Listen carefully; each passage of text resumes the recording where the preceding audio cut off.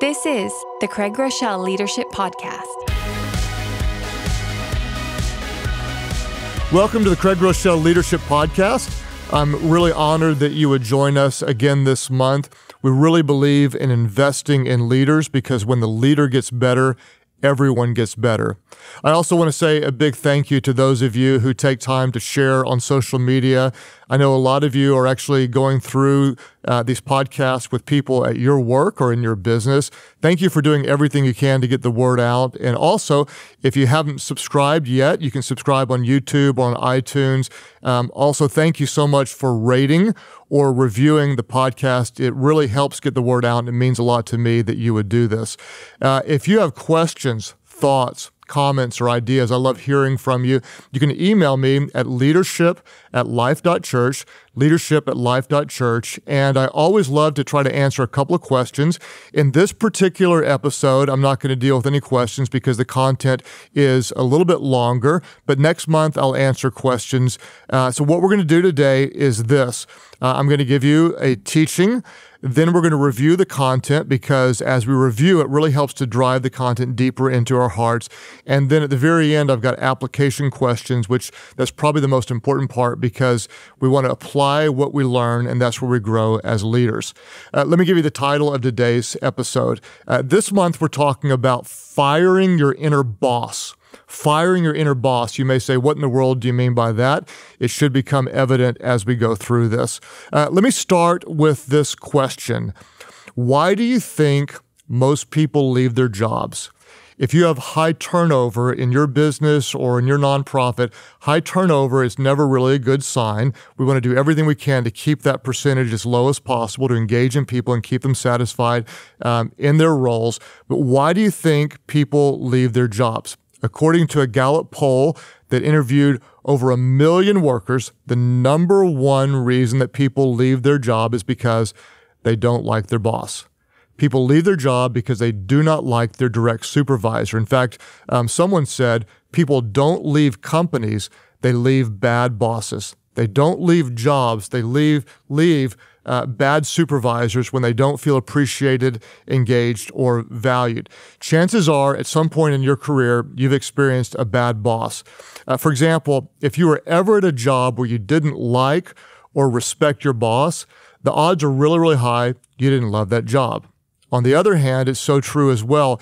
If you ever worked under a strong leader who cared for you, invested in you, and believed in you, chances are really, really good you enjoyed what you were doing.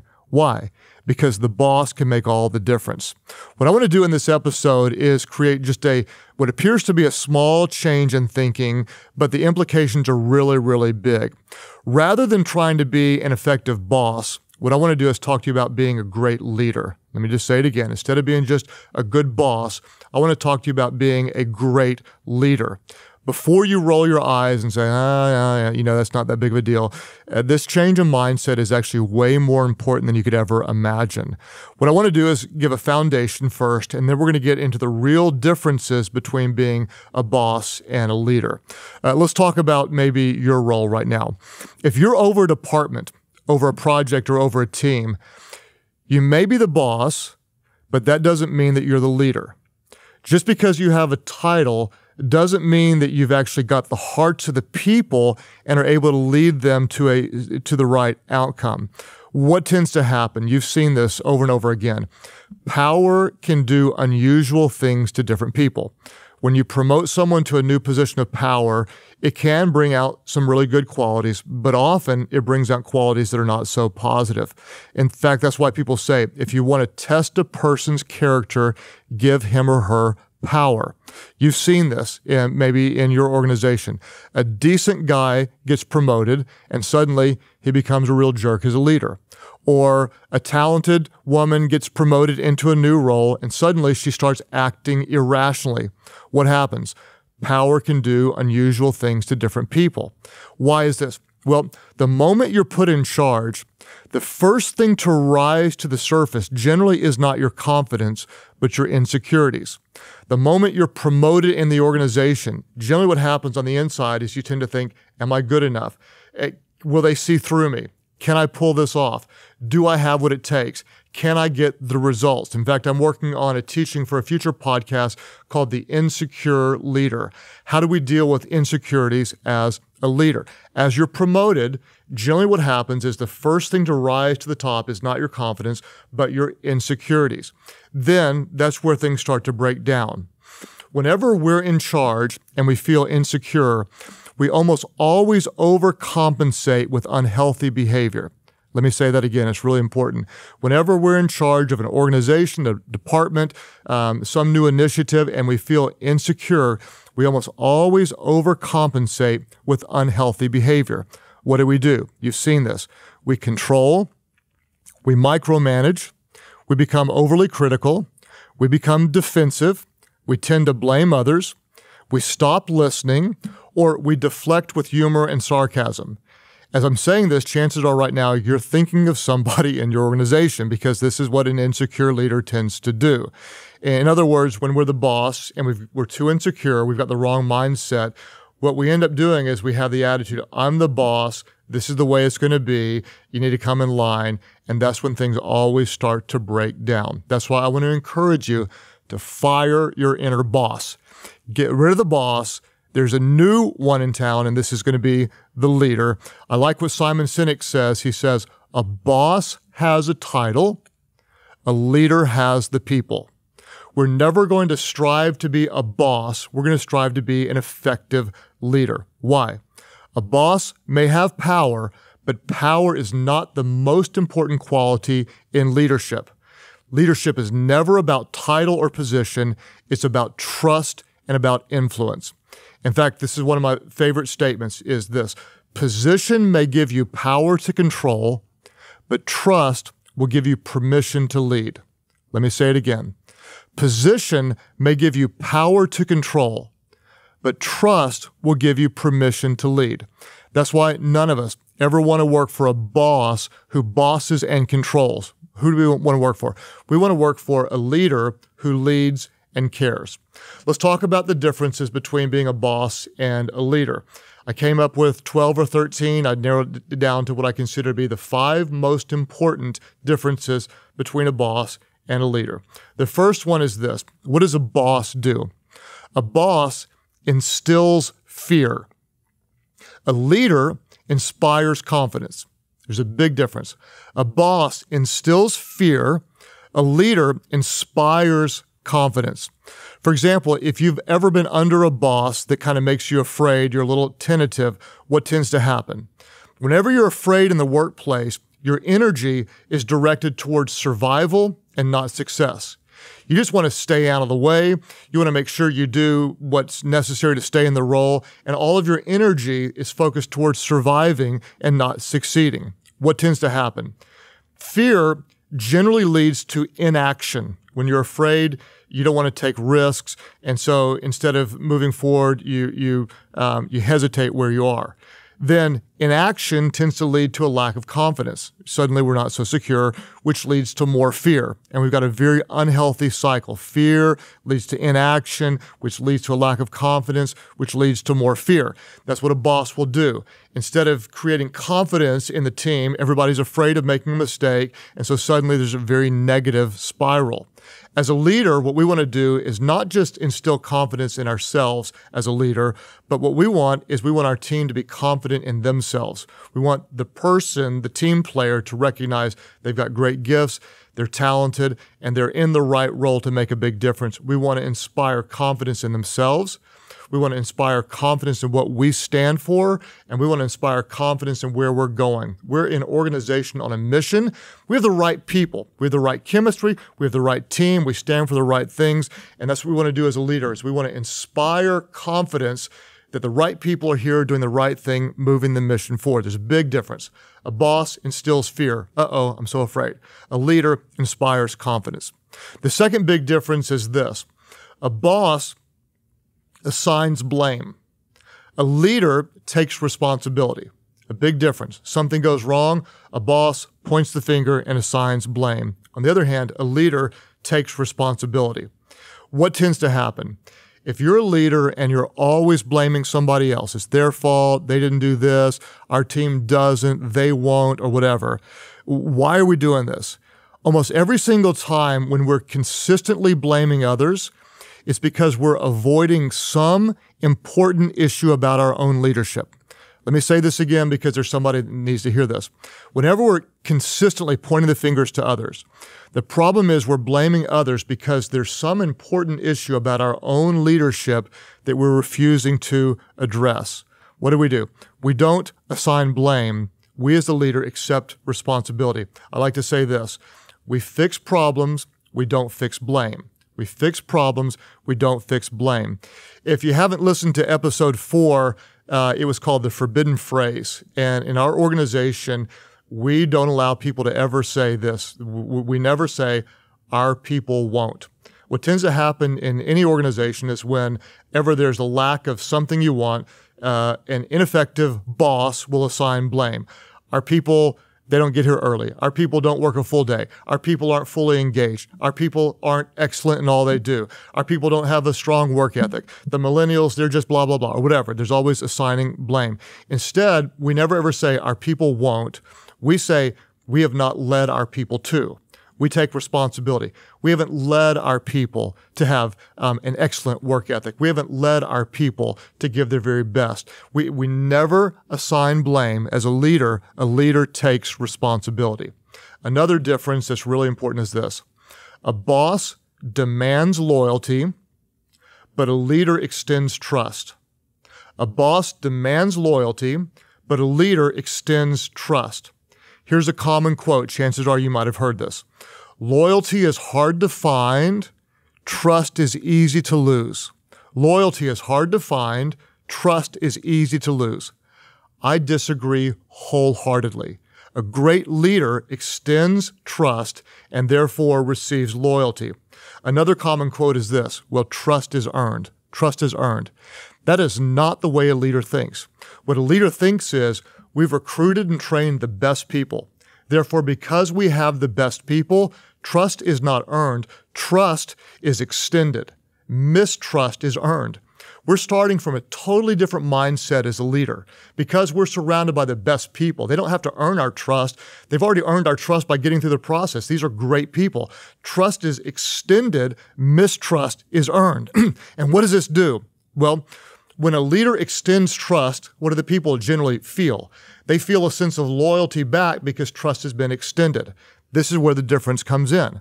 A boss demands loyalty. And let me just say as a side note, if you've ever had a boss that demanded loyalty, chances are really, really good is they didn't give it back. There's this, whenever you demand loyalty, it's almost always one way. But whenever you extend trust, loyalty is the natural response to a great leader who extends trust. A boss demands loyalty, a leader extends trust. Another difference is this. A boss controls people, a leader empowers people. A boss tries to control, a leader empowers. What's the problem with a controlling boss? You've all worked for one before. Controlling bosses limit progress. Controlling bosses limit progress. I've said it before and I will say it again. You can have control or you can have growth, but you cannot have both. That's why a leader empowers people. Instead of controlling, we're going to empower. I like Becky Broden's quote. Becky says, leadership is not about wielding authority. It's about empowering people. What are we doing? As an empowering leader, we're not just giving people tasks. Instead, we're giving people responsibility. What's the difference? When we give a team member a task, we're training them to do. Go do what I ask you to do. When we give them responsibility, what do? We're training them to lead. There's a big difference. We're not just saying go do a task that trains people to do a task. When we give them responsibility, we're empowering them and training them to become leaders. Here's the bottom line. We're not going to control people. As a leader, we're going to empower them. We want them to know we hired you because you're talented. We brought you on to improve things in our organization. We believe that you're capable of pushing the mission forward, not just doing what you're told, but creating an environment that helps us to succeed. What's the difference? A boss controls people. A leader empowers people. Another difference is this. A boss is often guarded. A leader is transparent. A boss is often guarded. A leader is transparent. Why is a boss guarded?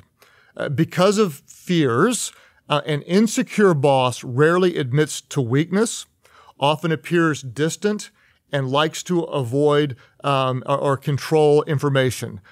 Because of the fears, we're going to keep a distance from everybody else, and we're going to control the information. A secure leader, on the other hand, does what? A secure leader admits to mistakes, doesn't have to know it all, can be very real and vulnerable. Here's what we need to understand, and I hope you'll understand this as a leader. No one expects you to be perfect. No one expects you to be perfect as a leader. In fact, when you think about it, people actually like it when you're not perfect.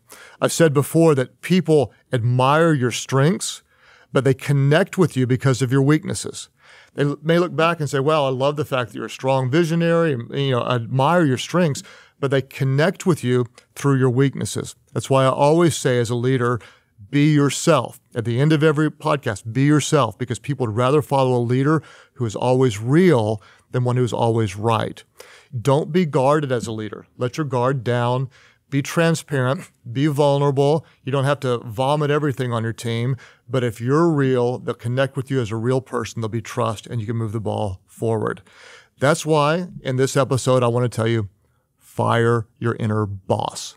Sit down with the boss inside of you, and obviously I'm going to kind of give you a cheesy metaphor, but say, you know what? Life is short. It's going to throw you a curveball.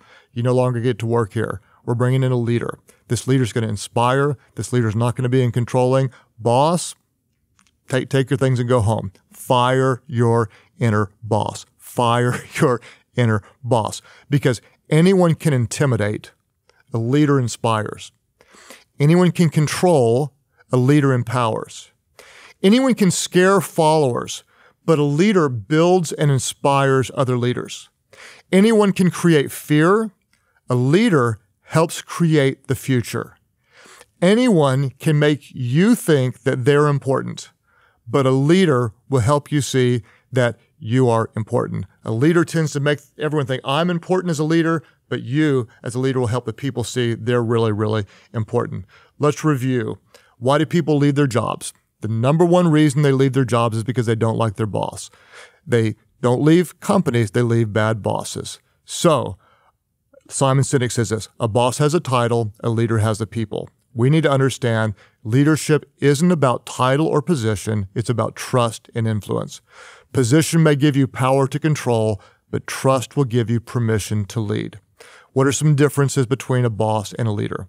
A boss instills fear. A leader inspires confidence. A boss assigns blame. We as leaders take responsibility.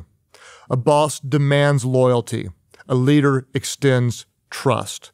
Whenever we extend trust, people respond with loyalty. A boss controls people. A leader empowers people. We don't just give them tasks, we give them responsibility. If we give them tasks, we're training them to do. If we give them responsibility, we're empowering them to lead. A boss is often guarded.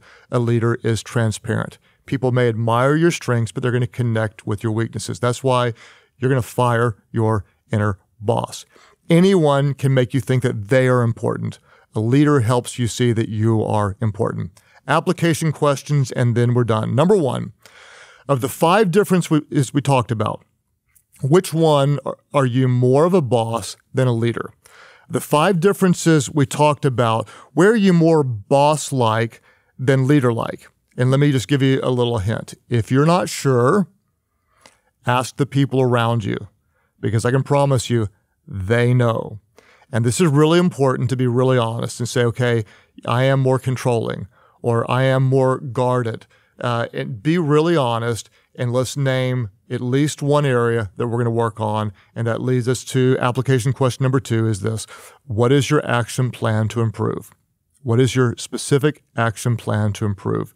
You may get some people around you to give you feedback, and you may even set some goals and say, here's very specifically what I'm going to do to become more empowering, or here's very specifically what I'm going to do to start accepting responsibility, or here's very specifically what I'm going to do to start being more transparent or more vulnerable in my leadership.